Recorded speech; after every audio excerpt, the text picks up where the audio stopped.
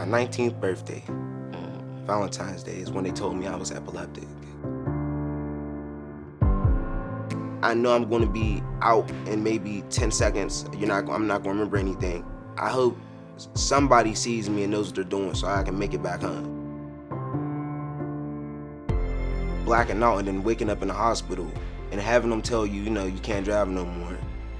You can't go out with your friends and do certain things. You got to stay at home. It's demoralizing. It changes everything. And I will never forget that day.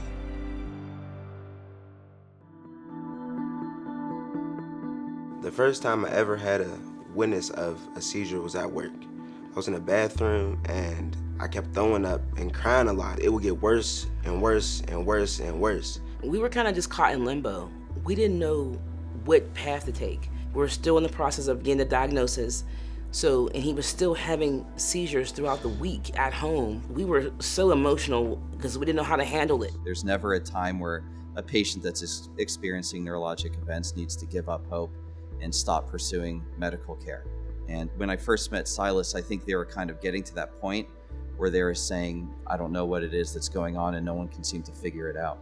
So from 19 to 21, I've been in the house, not able to work, not able to see any friends, not able to communicate. We thought that the medicine was going to be enough.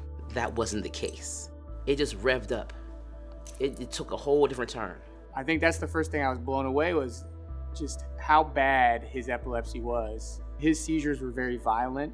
When some patients have epilepsy, it can affect the parts of your brain that allow you to breathe or for your heart to beat. So if you have a bad enough seizure, it can stop those things. And we were worried about that with Silas. Once we got the correct form of testing, once we were able to observe his seizures in a monitored, safe environment, it was apparent right away that he was having seizures and his diagnosis was epilepsy.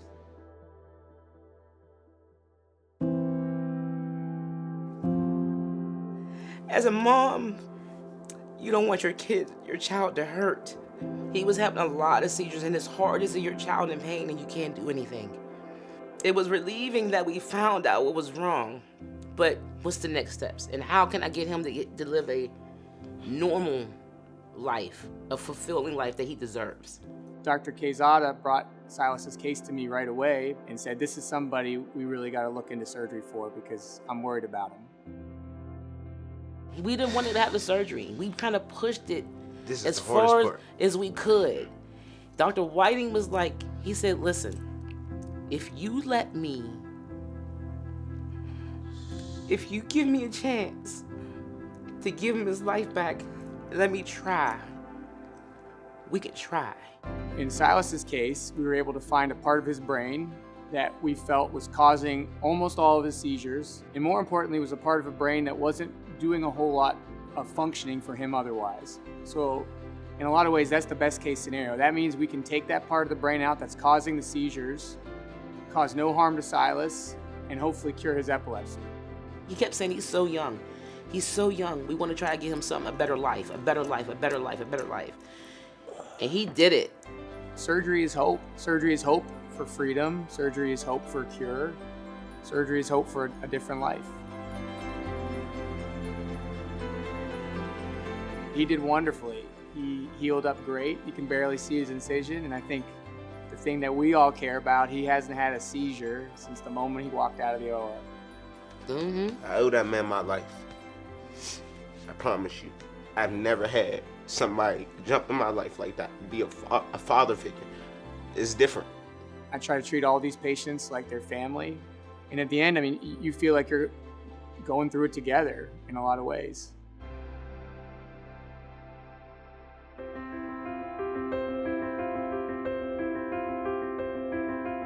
Now we're just looking forward to having fun, just traveling a lot more, being outside more, go back to work, basketball, football. I was able to play basketball for the first time again in 6 months. We're looking forward to that freedom a little bit, that breath of fresh air a little bit.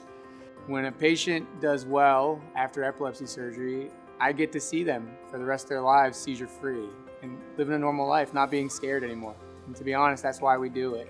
Something like Silas is one of the best stories that you could hope for in medicine. he's going through his life with an even more positive outlook than before, if that's possible. You can't ask for anything more gratifying than that. It's never a bad day, just a bad moment and a good day. Waking up in the morning and just being upset all the time, it doesn't do nothing. If you can believe in yourself first, you put that strength in yourself, then you're gonna be okay. Grateful for AGH, Dr. Whiting, just the whole team, that we got a chance for him to live a normal life. Without her, I wouldn't be who I am. Oh, thank you, Zach. You're a good kid.